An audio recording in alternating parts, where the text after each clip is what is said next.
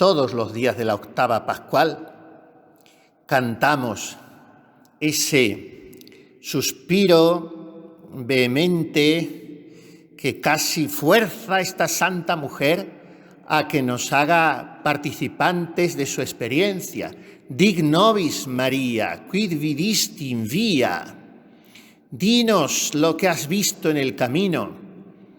Y así nos acercamos a ella con confianza de hermanos en Cristo, de aquella primera hora en que todo es fervor y fe.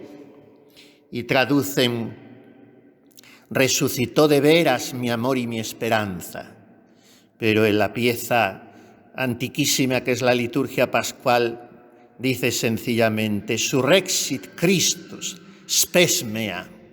Ha resucitado Cristo, mi esperanza.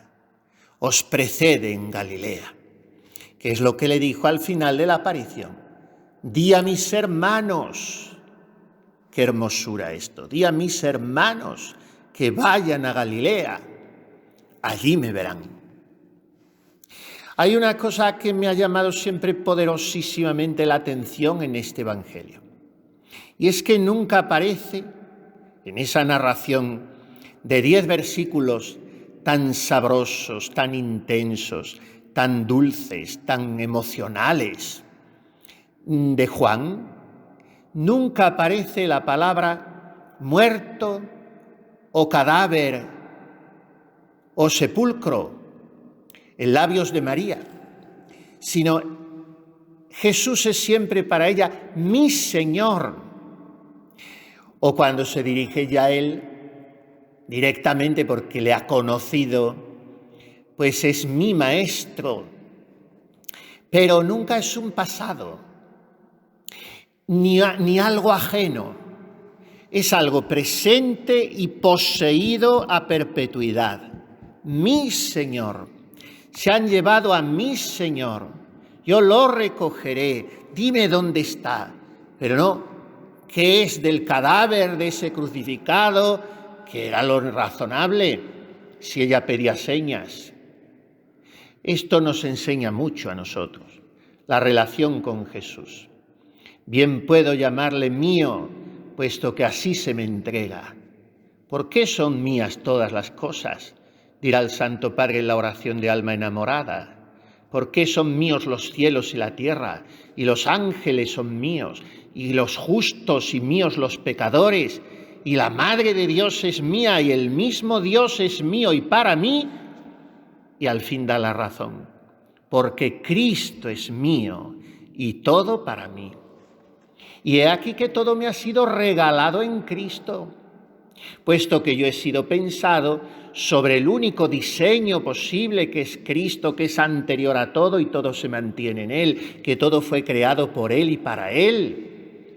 Y en vista de Cristo y en orden a la encarnación del Verbo, la Trinidad Beatísima ha dibujado todo. Por las demás obras de la creación pasó con presura. En la de la encarnación se detuvo. Y ese Cristo es mío y para mí. Pues así le siente María, aquella mujer que había sido tan pecadora y que estaba tan apasionadamente loca de amor por Jesús y que le había sido fiel, poniendo el mundo debajo de sus pies, rompiendo el frasco de alabastro de su corazón y derramando los perfumes de su pasado, su presente y su futuro sobre los pies de aquel Maestro querido, y haciendo que en la Iglesia toda, para siempre ya, se predicase aquel Evangelio, el de la fragancia de una vida entregada, que es el Evangelio de una carmelita, que la vive a 100% esa entrega suya.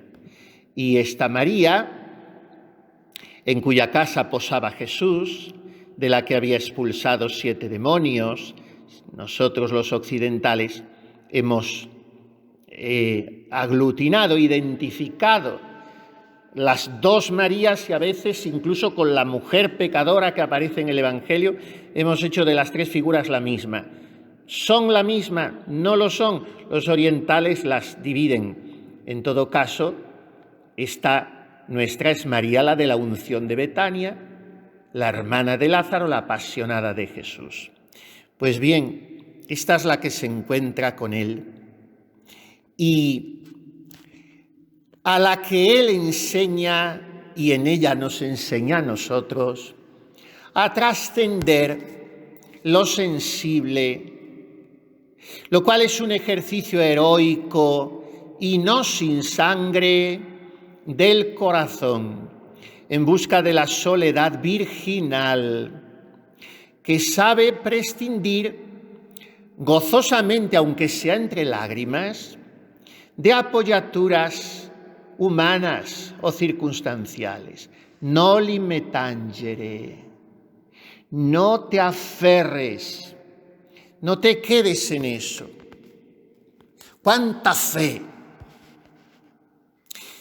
tenía Jesús que conocer en el corazón de Magdalena, cuando siendo mujer como era, o precisamente por serlo, sabe que va a tener la fortaleza de desengancharse, de desancillar, como dirá el Santo Padre, desancillar para buscar a Dios, que es un verbo que él se inventa y que es muy expresivo, muy culto, muy latino.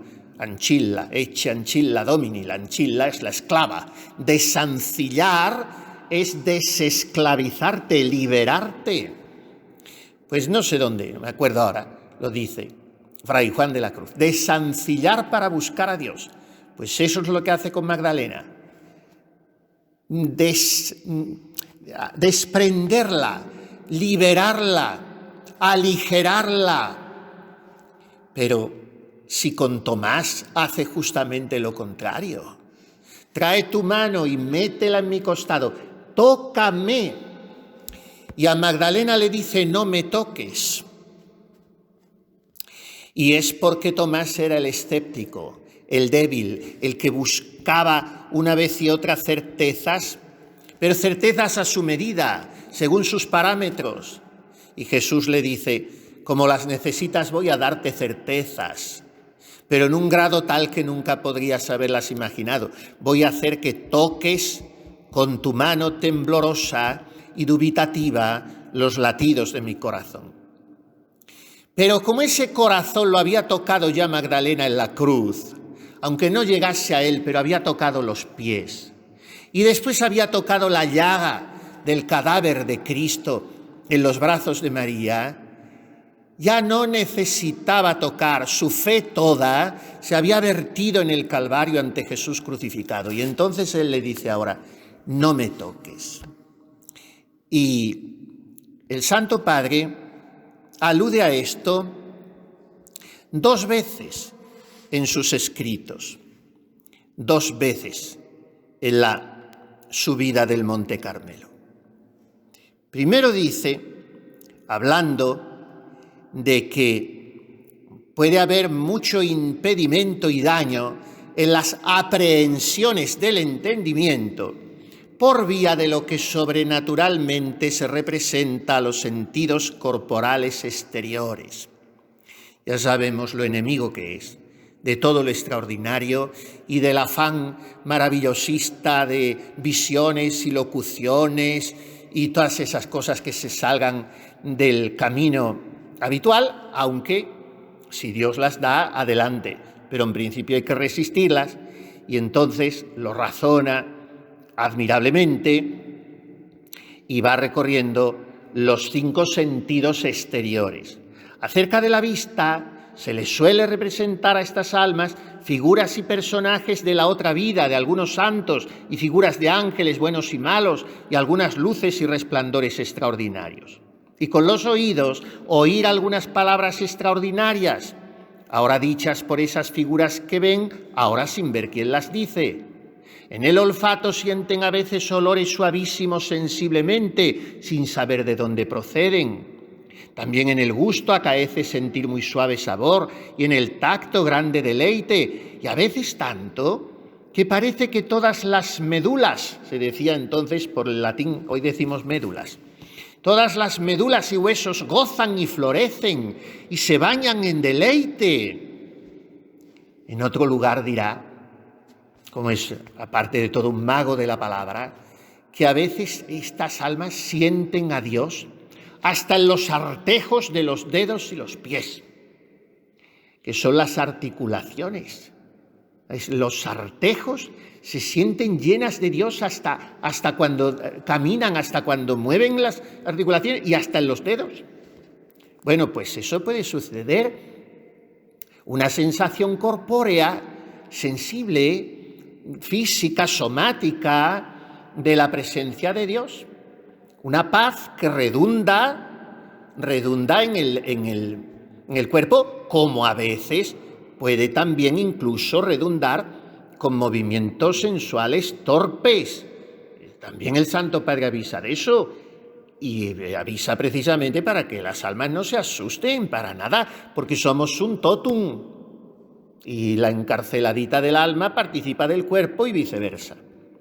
Bueno, pues estas cosas pueden acaecer a los sentidos corporales por vía de Dios, dice él, por vía de Dios.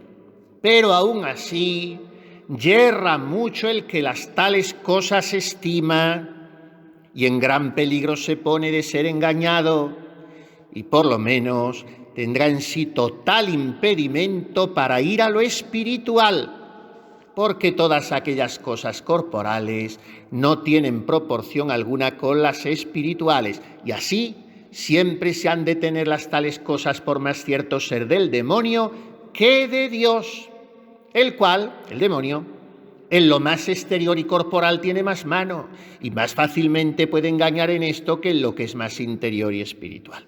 Bueno, otro peligro, como el alma va viendo que le suceden tales cosas extraordinarias, muchas veces se le ingiere secretamente cierta opinión de sí, de que ya es algo delante de Dios, lo cual es contra humildad. Y también el demonio sabe ingerir en el alma satisfacción de sí oculta y a veces harto manifiesta.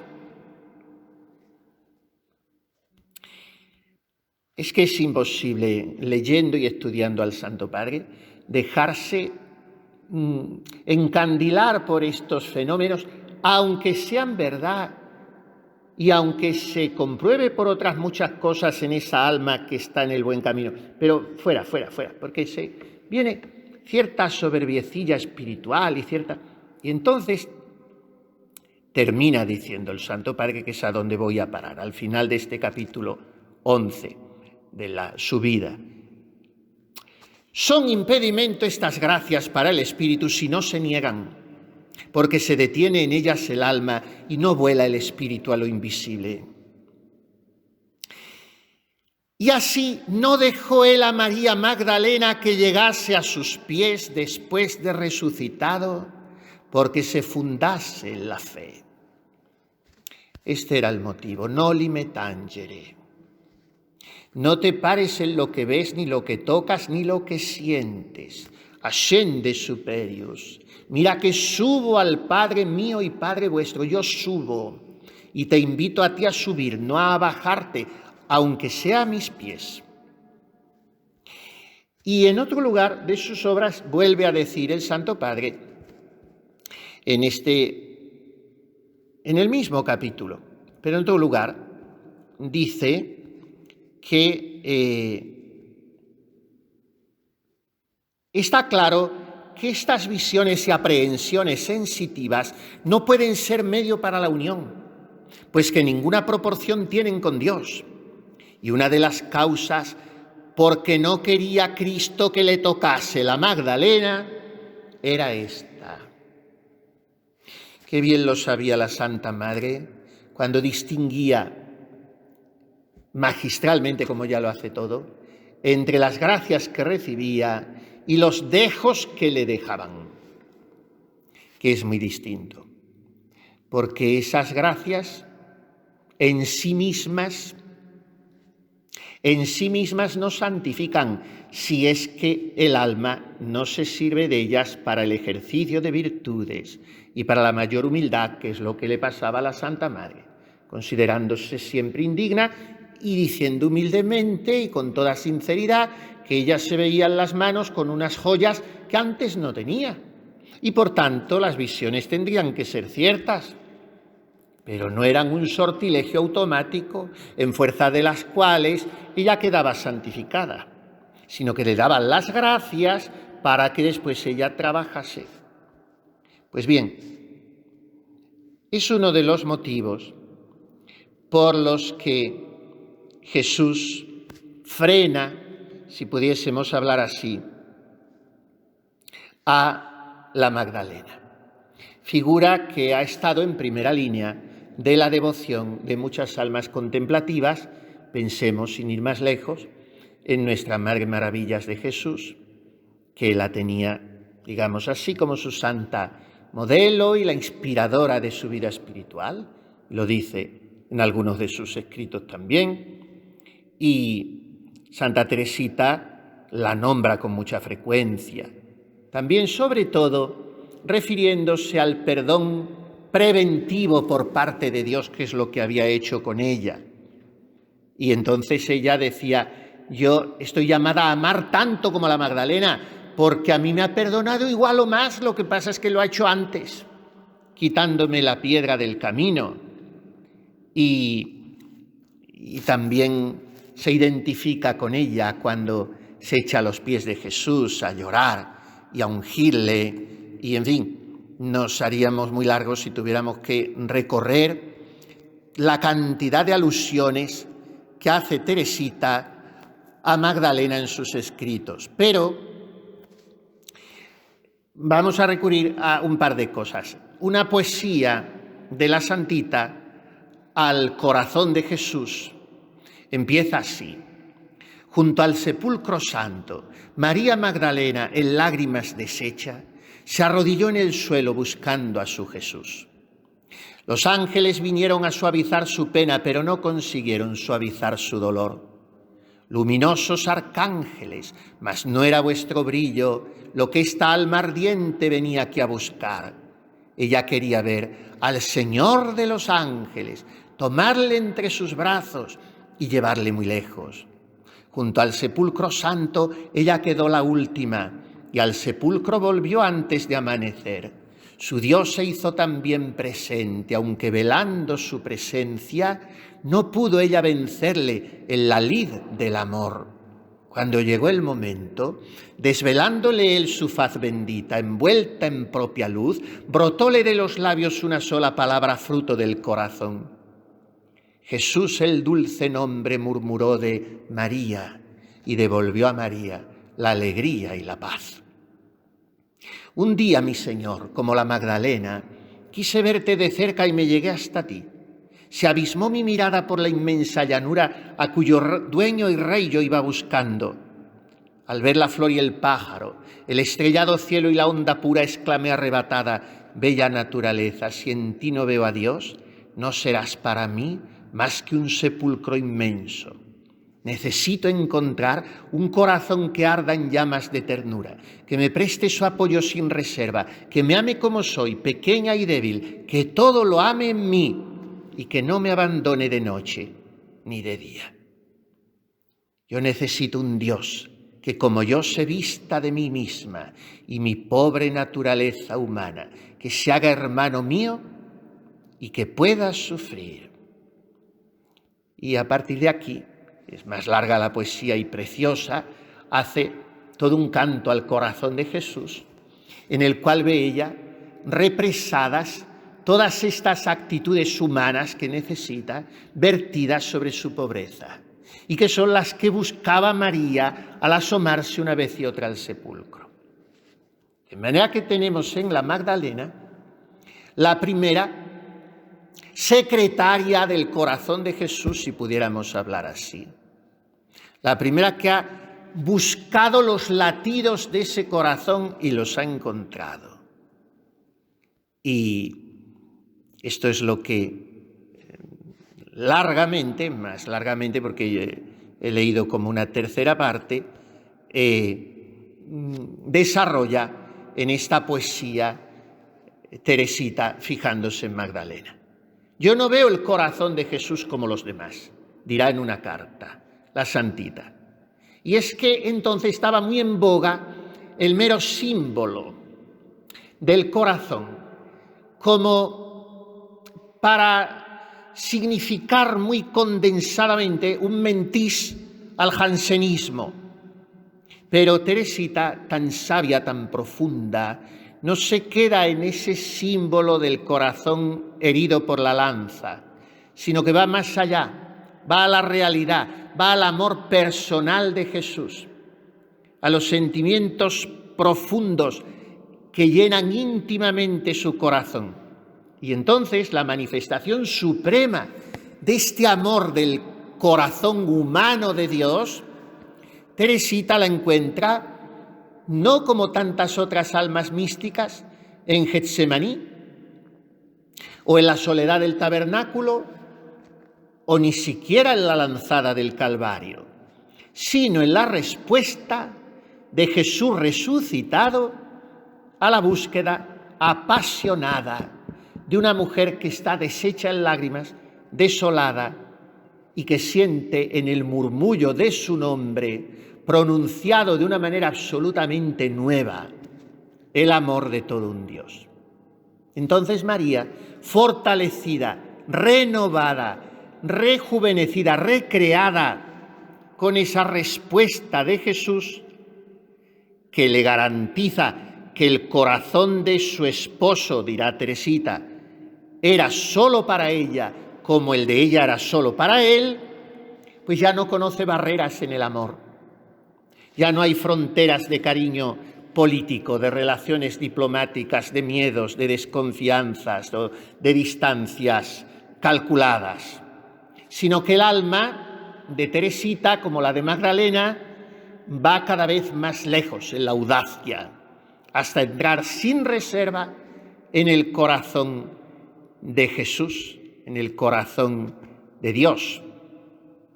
Es una de las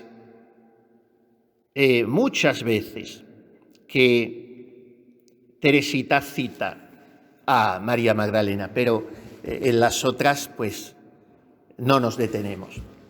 Quiero que terminemos aludiendo a un capitulito delicioso de una obrita no menos deliciosa de un autor un poco controvertido. Es un jesuita del siglo XVII, porque nace con el siglo, en 1601, y por lo tanto tiene un barroco ya un poquito que empieza a ser tardío y que por lo tanto empieza a ser un poquito pesado. Pero en el caso de este hombre no es pesado, es un castellano delicioso. Fue muy combatido por sus superiores en la compañía porque sus obras fueron más bien profanas que religiosas. La más conocida de todas es el Criticón, y con esto conocen que me estoy refiriendo a Baltasar Gracián. Y para compensar un poco esa profanidad de sus obras, que le hacía situarse en el surco de los filósofos clásicos y ser al mismo tiempo un adelantado de algunos filósofos modernos un poquito existencialistas, porque le quieren colocar como un cierto antecesor, me parece forzadísimo, pero en fin, de Heidegger o incluso de Nietzsche, pero es un poquitín existencialista en su siglo. Pero un hombre muy inteligente, un humanista, y esta obrita la escribió y bueno, deja ver su corazón de sacerdote apasionado por Jesús también. Se titula El Comulgatorio. Y son meditaciones traídas de un cuadro evangélico, en algunos casos de un episodio del Antiguo Testamento también, para prepararse a comulgar, acercarse a comulgar y dar gracias después de haber comulgado. Tienen 3 puntitos o 4 cada meditación, muy breves, brevísimos. Y en la meditación 44, son 50 nada más, en la 44 nos exhorta a recibir al Señor con la Magdalena como al hortelano de tu alma. nos invita a meditar qué ansiosa madruga la Magdalena en busca de un sol eclipsado. Apoderóse de ella el amor y así no la deja reposar. Fuera está de sí, toda en su Jesús amado, que no está donde anima, sino donde ama. Frase de San Juan de la Cruz. El alma más está donde ama que donde anima. Deja presto el lecho la más diligente esposa, reminiscencia del Cantar de los Cantares. No se quieta en ninguna criatura fuera del centro de su Criador. En fin, nos invita a ponderar, es el primer punto, qué buena preparación esta de oraciones, vigilias, lágrimas y suspiros para hallar un Señor que murió de amores y vive de finezas. Por lo tanto, en nuestro madrugar para comulgar cada mañana está una imitación de la actitud de la Magdalena. No le busques cubierto de una losa, sino de una hostia. Segundo punto. Atraído el Señor, no ya de los yerros de una pecadora, sino del oro de un amante, se le franquea. Muéstrasele en traje de hortelano por lo que tiene de Jesús florido. Pretende coger los frutos en virtudes y aquellas flores en deseos. Pregúntala por qué llora y a quien busca, quien también sabe que Él es la causa, pero tiene gloria en oírla relatar su pena. Responde ella como de cosa sabida, que todos piensan en lo que ella. Y no dice que busca un muerto, que aun pensarlo es morir. Pide que se le restituya. ¿Y qué nos invita a hacer este piadoso autor? Advertir que Jesús es el hortelano de mi alma, que la riega con su sangre, que viene a mí disfrazado entre accidentes de pan. Si la Magdalena intentó llevársele amortajado, lleva al teletú sacramentado. Y en el tercer punto nos presenta este divino hortelano, gozoso de haberla visto regar con las fuentes de sus ojos por segunda vez sus plantas. Y miren qué frase. Viendo aljofaradas las rosas de sus llagas, con las perlas de tan copioso llanto. Manifiéstasele nombrando por su nombre, María. Y ella al punto, como oveja no ya perdida, reconoce la voz de su bien hallado pastor. Nombróla con tal agrado que pudo conocer su gran misericordia. Arrojósele afectuosa a sus pies, sabido centro de su propensión. Y si ya otra vez cayó en el peso de sus culpas, ésta con el del amor. Calóse como solícita abejuela a la fragancia que despedían sus floridas llagas, pero detúvola el Señor diciendo, no te acerques, no me toques, que aún no he subido a mi Padre.